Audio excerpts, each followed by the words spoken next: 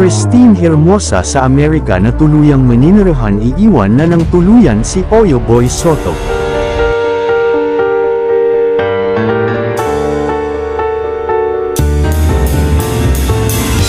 Nasaktan talaga ng sobra si Christine sa mga nanghuhusga sa kanya matapos ngang pumutok ang isyong ibinabato laban sa kanya.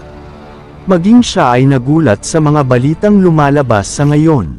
Ayon sa nakalap naming chika, aalis daw ng ibang bansa si Christine upang doon di umano maninirahan for good kasama ang ibang anak nila ng kapuso aktor na si Oyo Boy Soto.